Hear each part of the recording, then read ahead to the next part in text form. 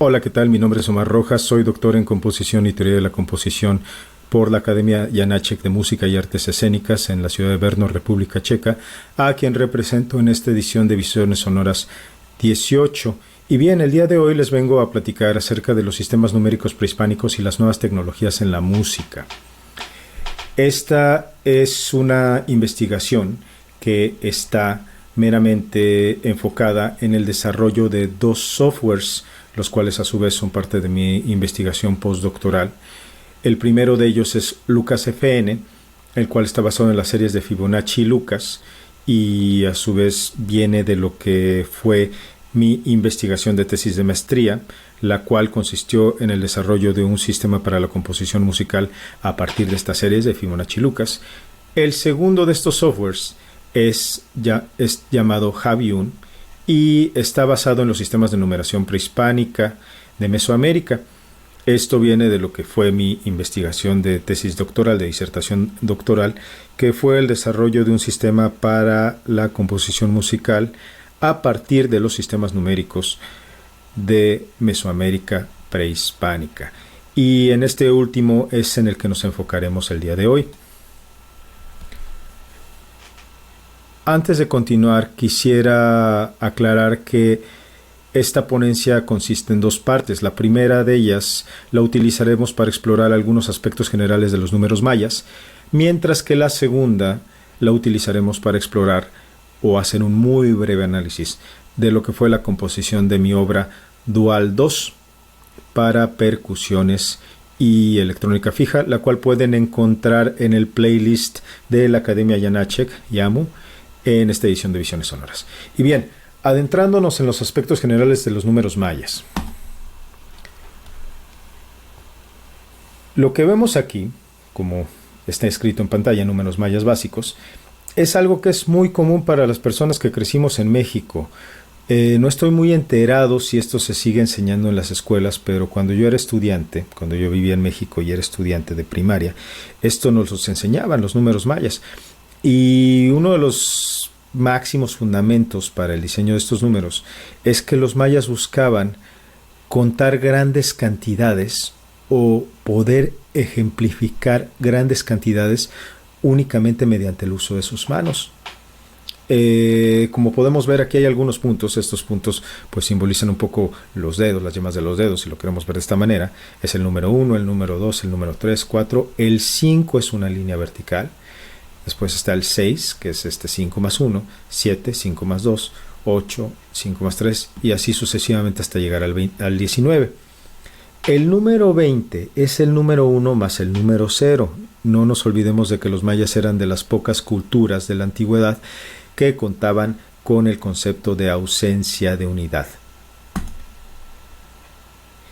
Y bien, ahora les voy a explicar por qué el número 20 está construido de esta manera y cómo funcionaba este sistema de cuenta o de numeración para contar cantidades mucho mayores que 19 o 20. Este era un sistema que, así como el nuestro sistema de numeración actual, es base 10, el de ellos es base 20. Es decir, aquí tenemos 20 a la 0 potencia. En el primer nivel, va por niveles este sistema. En el primer nivel está 20 a la 0 potencia, que nos da como resultado 1. Lo multiplicamos por los números que tenemos en este nivel, es decir, 1 por 0, 0, 1 por 1, 1, 1 por 2, 2, 1 por 3, 3, 1 por 4, 4, y así sucesivamente hasta llegar al número 19. No tiene ningún problema. En el segundo nivel tenemos 20 a la primera potencia, es decir, cualquier cosa que esté escrita en este segundo nivel será multiplicada por 20. 0 por 20 es 0, 20 por 1 20, 20 por 2 40, 20 por 3 60 y así sucesivamente hasta llegar al 380.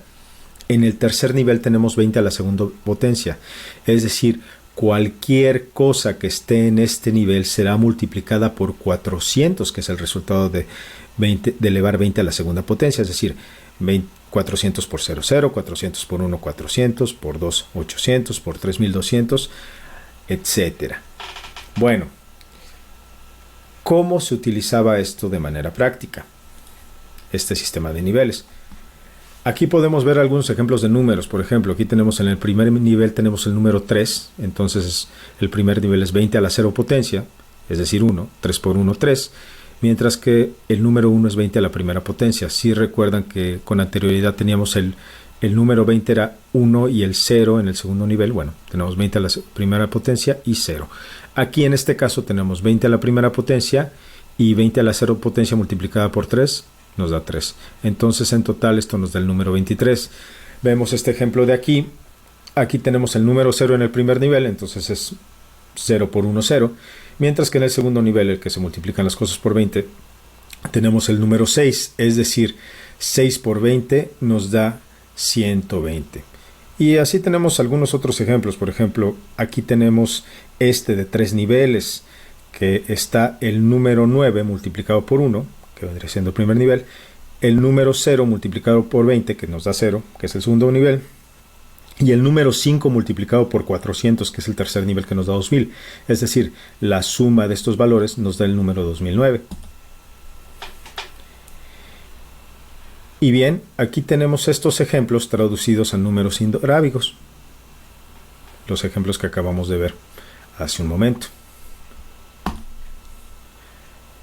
Algo que es importante mencionar es que para los mayas, los cálculos, toda su ciencia era parte de un todo. Es decir, ellos incluían literalmente cualquier cosa que estaba alrededor. En este caso, los puntos cardinales.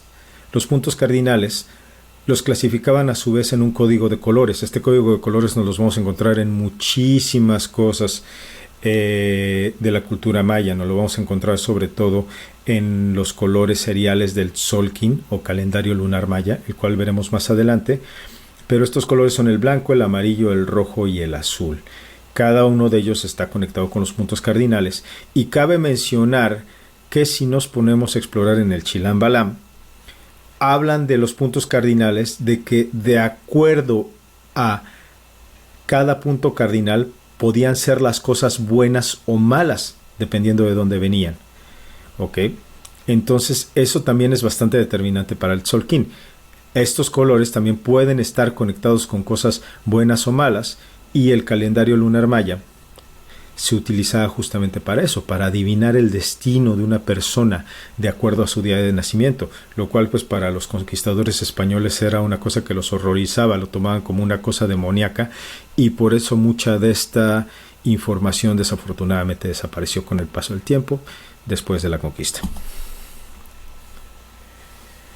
Bien, lo que tenemos aquí son los nombres de los 20 glifos del Tzolk'in, agrupados de acuerdo al color que los representa. Por ejemplo, en el este tenemos a Imix, a Chicxan, a Muluk, a Ben y a Caban. En el oeste tenemos a Ik, a Simi, Ok, Ix, Etznaf y así sucesivamente. Estos colores están conectados, como les digo, tanto con los glifos del calendario lunar maya, lo cual veremos ahorita en una vista mucho más gráfica, y con los puntos cardinales. Bien, para continuar, tenemos que entender también las medidas básicas del tiempo de acuerdo a los mayas. Los mayas, de entrada, ellos no tenían semanas de 7 días, ellos tenían quintanas de 5 días. 5 días era una semana.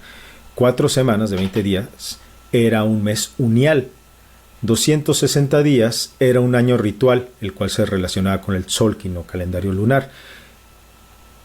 Aquí hago una breve pausa para explicarles que los sistemas de calendarios mayas consistían en 2 calendarios: el Tzolk'in o calendario lunar, el cual he venido mencionando con anterioridad constantemente, y el Ha'ab o calendario solar o agrícola, el cual tenía 18 meses de 20 días, más un Wayeb, que era un mes pequeñito de 5 días, le decían los 5 días terribles a estos días. Entonces no se podía ver como 365 días, sino como 360 más 5 días.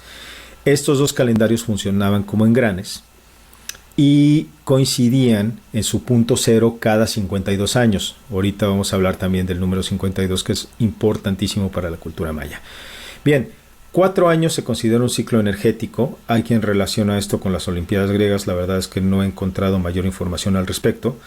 Después, 20 años tun son un catún y 52 años son una cuenta larga. ¿Qué es una cuenta larga? Pues cuando coinciden el Tzolk'in y el Ha'ab en su punto cero. Este número 52 tiene otra cosa fascinante, que es que los mayas creían que la edad en la que un ser humano alcanzaba la madurez es a los 52 años.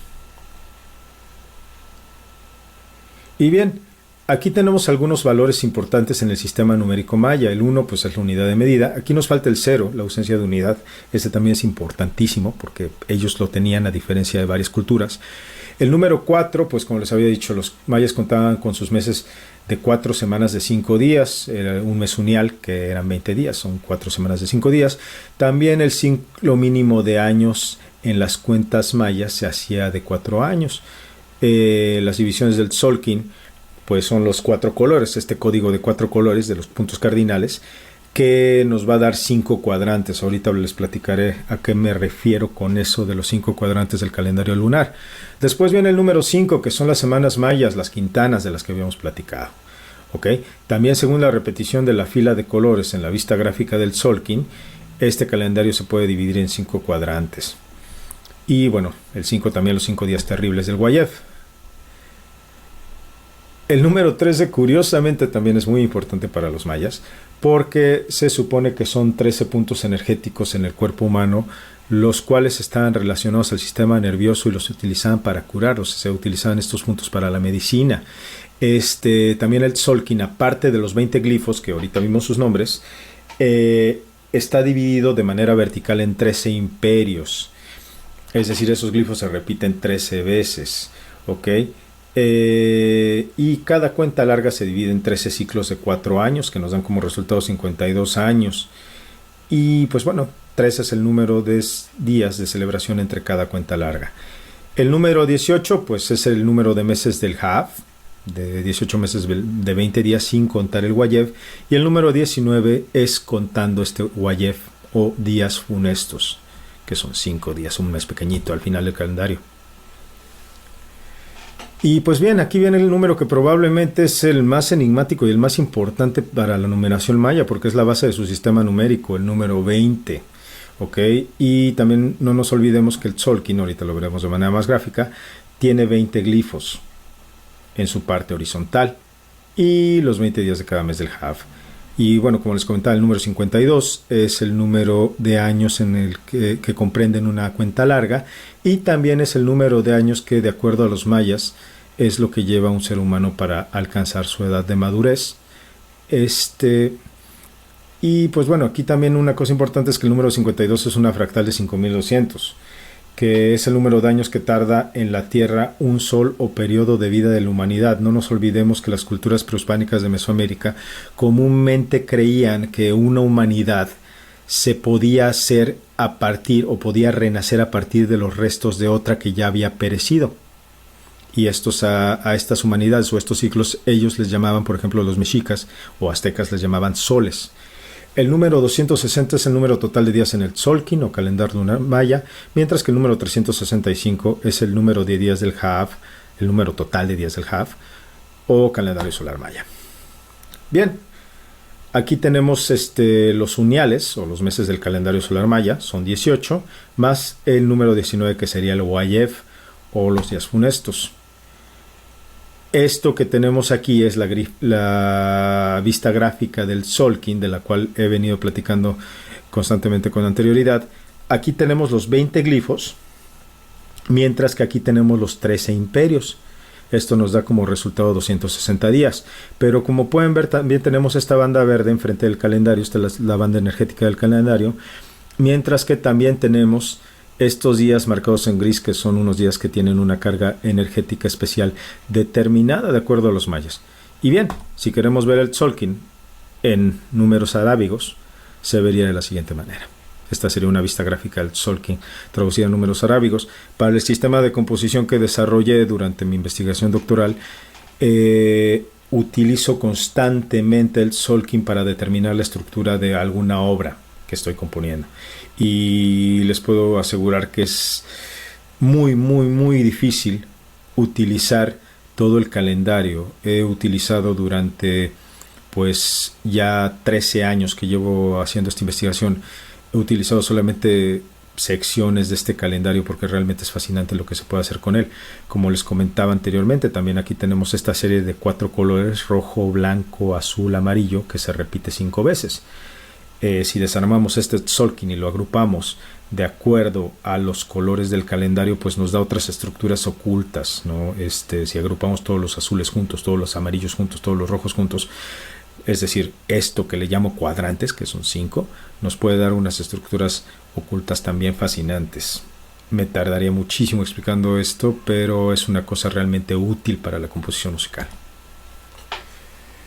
Bien, ahora, ya que conocemos estos números que eran importantes para la serie maya, me gustaría platicarles acerca de lo que yo le llamé la serie maya total.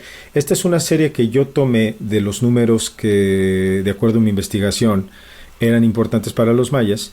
Los tomé e hice una serie numérica, la cual me puse a analizarla de cierta manera. Agarré el número 0, el 1, el 4, el 5, el 3, el 18, 19, 20, 52, 260 y 365. He explicado con anterioridad por qué eran importantes estos números y me puse a sacarle fractales, es decir, entre 0 y 1 tenemos 1, entre 1 y 4 tenemos 3, entre 4 y 5 tenemos 1 y así sucesivamente. Esto es muy útil para el desarrollo de patrones rítmicos, para el desarrollo de patrones melódicos, etc.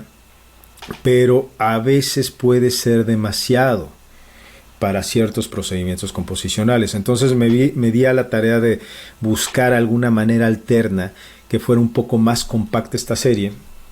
Y con esto llegué a lo que vendría siendo la serie maya básica, que simplemente lo que hice fue eliminar los valores que eran más amplios para poder tener un manejo mucho más sencillo de estos números. Y bien, aquí dejé solamente el número 0, el 1, el 4, el 5, el 13 y el 20, a los cuales también les saqué fractales. Aquí tienen su primera serie oculta. De 0 a 1 hay 1, entre 1 y 4 hay 3, entre 4 y 5 hay 1 y así sucesivamente. Esta serie es la que más utilizo para componer, pero no es la única. Utilizo a veces las fractales, a veces utilizo la serie maya total, dependiendo del caso de la composición. Cabe mencionar que el número 8 lo utilizo muy seguido para cortar distancias, y nos puede dar también algunos elementos de simetría, pero la serie maya básica es prácticamente esta. Y ahora sí, pasamos a la segunda parte de esta ponencia, que es la composición de mi obra Dual 2. Esta composición pues es parte de una serie de obras llamada Dual, que consisten en piezas que fueron compuestas a partir de grabaciones de la Ciudad de México y otro punto del mundo en el que estaba. Por ejemplo, Dual 1 son grabaciones de la Ciudad de México y del poblado de Ludovice en República Checa, que es donde radico. Dual 2 consiste en grabaciones de la Ciudad de México y grabaciones de la ciudad de Weimar en Alemania, donde me encontraba pues a principios de este verano. Y bien, esta obra tiene varias características, no solamente estas grabaciones, sino también tiene algunos sonidos percutivos de piano que después procesé, pero algo importante es que esta obra está dedicada al compositor británico Thomas Daisy, que, él hace varios años fue mi alumno de composición y me inspiró mucho a escribir esta obra porque un ejercicio que hago constantemente con mis alumnos de composición para que se den cuenta de las dificultades que conlleva escribir una obra para percusiones, sobre todo en lo que se refiere al cambio de baquetas y cambio de instrumentos, es que les pido que saquen lo que tengan literalmente en sus bolsillos o en sus mochilas, lo pongan sobre la mesa y escriban una obra para estos utensilios, utilizándolo como dotación instrumental, es decir, para llaves, para carteras, inclusive para paquetes de chicles, ¿no? Ha habido varias cosas para las que han escrito obras. Y este compositor, Thomas Daisy, cuando él fue mi alumno, él lo llevó al siguiente nivel y escribió y grabó una serie de obras interesantísimas para instrumentos alternos, para dotaciones alternas. Por ejemplo, tiene obras para cuaderno, tiene obras para regla, tiene una obra para una jirafa de madera, etcétera. Todo esto lo tiene en su canal de YouTube y son obras maravillosas. Si tienen oportunidad, los invito a escucharlas. Y bien, digamos que me regresa a mí la idea y ahora comienzo a escribir la parte de percusiones de Dual 2, que es literalmente para lo que el percusionista traiga en sus bolsillos. Esta versión de la obra, la que está en el playlist de la Academia Yanache, que en esta edición de Visiones Sonoras, es interpretada por el percusionista mexicano Enrique Nieto. Y él utilizó, entre otras cosas, no recuerdo en este momento qué traía exactamente en sus bolsillos, pero utilizó un par de monedas, utilizó una bolsa de galletas, utilizó una cartera, etcétera, ¿no? Unas llaves, un set de llaves también. Entonces, bien, esta versión de la obra claramente está grabada, la que ustedes van a escuchar, pero para su presentación en vivo es necesario pues tener la parte de la electrónica fija, pero el percusionista literal tiene que tomar lo que tenga en sus bolsillos y con eso se interpretan el percusionista o los percusionistas, porque son 5 líneas de percusión, con eso interpretan la obra. Básicamente así está construida, así está ideada, pero también una cosa importante a tomar en consideración es cómo utilicé la serie Maya para esto. Bien, lo que hice fue para la elaboración de los patrones rítmicos de la parte de percusión, traduje los números de la serie Maya básica a código binario. Entonces, pues bueno, aquí tenemos la traducción número 0, el número 1, el número 4, etcétera, hasta llegar al 20. ¿Por qué es esto tan importante? Bien, porque justamente con este código binario fue lo que utilicé para escribir los patrones rítmicos. El número 1, pues tenemos todos los ceros son silencios y aquí el número 1 es un cuarto. Mismo caso aquí, el número 1 es un cuarto, pero aquí son 2 octavos. ¿Por qué? Porque coincide en este 1, lo que vendría siendo este 1 en binario, consigue el primer 1 del número 5 coincide con el 1 del número 4. Entonces, para diferenciarlo, lo convertí en octavos. Cada que vuelve a coincidir algún 1, lo convierto en una figura rítmica distinta. Por ejemplo, aquí este 1 coincide, también son octavos, pero aquí este vuelve a coincidir, entonces ya lo convertí en un tresillo. Este 1 coincide aquí por primera vez, son 2 octavos, vuelve a coincidir, aquí es un tresillo de octavos, y vuelve a coincidir, es un grupo de 4/16avos. Entonces, bien, así es como están escritos estos patrones rítmicos que utilicé a lo largo de la obra. Y pues bueno, aquí ustedes tienen el número 8, que como les comentaba, a veces lo utilizo como comodín, por decirlo de alguna manera, en la serie Maya básica. Otra cosa que es determinada en esta obra por los números mayas es la entrada de cada patrón rítmico, los patrones rítmicos que vimos con anterioridad. Es decir, empieza el patrón rítmico número 1, pero entre la entrada del patrón rítmico número 4, entre el final, mejor dicho, el patrón rítmico número 1 y la entrada del patrón rítmico número 4, tenemos 4 compases de silencio. Cabe mencionar que estos patrones no se callan hasta que se cumple el ciclo, es decir, se van repitiendo constantemente. Lo que va cambiando es la entrada de cada patrón. Por ejemplo, entre el patrón 1 pasan 4, termina, pasan 4 compases de 4 compases para que entre de silencio para que entre el patrón número 4, ¿no? O sea, son luego entre el patrón número 4 termina y pasan 5 compases de silencio para que entre el patrón número 5. Es decir, el patrón 4 sigue sonando, pero dejo 5 compases de silencio desde que termina el primer ciclo del patrón número 4 hasta la entrada del patrón número 5. Y así sucesivamente hasta llegar al patrón número 20. Esto es la primera parte de la obra. En la segunda parte de la obra, por razones meramente compositivas y para no hacerla tediosa, decidí dejar únicamente 5 compases de silencio entre cada patrón. Y pues van al revés. Aquí empezamos con el patrón número 20, va al patrón número 13, luego del 13 se va al 8 y así sucesivamente hasta llegar al patrón número 1. Pero esto no es lo único que está determinado por números mayas.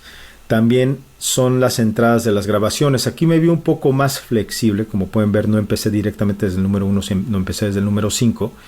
Pero en el caso de la entrada de las grabaciones de Weimar, que cabe mencionar que aquí tengo un error, aquí no son patrones rítmicos, pero serían grabaciones, una disculpa por eso. La obra empieza con una grabación de Weimar, grabación Weimar 1, y a partir de que termina la grabación de Weimar 1, transcurren 5 compases y empieza la grabación de Weimar 2. A partir de que termina la grabación de Weimar 2, Transcurren 4 compases y empieza la grabación de Weimar 3. A partir de que termina la grabación de Weimar 3, transcurre un compás y empieza la grabación de Weimar 4, y así sucesivamente, como lo vengo explicando en esta tabla. Como les decía, me vi un poco más flexible en este sentido. Ahorita lo verán en las grabaciones de la Ciudad de México. Esto por meros motivos compositivos de la obra. Yo soy mucho de la idea de que los sistemas se deben de utilizar como una ayuda, pero no como un todo, creo yo. Bueno, es una percepción muy personal que tengo. Aquí tenemos los ciclos de silencios entre grabaciones de la Ciudad de México. Esto es el número 0, es decir, no empieza con la grabación de la Ciudad de México. Como les comentaba, la obra comienza con una grabación de Weimar.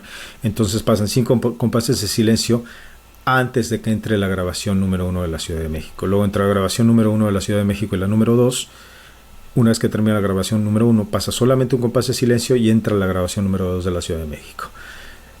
Cuando termina la grabación número 2 de la Ciudad de México, pasan 4 compases de silencio y empieza la grabación número 3 de la Ciudad de México, y así sucesivamente.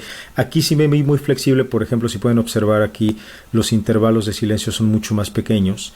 Esto porque ya se acercaba el final de la obra. Y pues bien, aquí tienen la bibliografía de esta ponencia. No me gustaría despedirme sin antes agradecer inmensamente a la Organización de Visiones Sonoras y a la Academia Janáček por esta oportunidad. Estoy a sus órdenes en la dirección de correo electrónico rojas-prod@hotmail.com, rojas-prod@hotmail.com, para cualquier duda o comentario. Por favor, escríbanme, me encantaría leerlos. Y pues bueno, solamente agradecerles por la atención y desearles un excelente día. Hasta luego.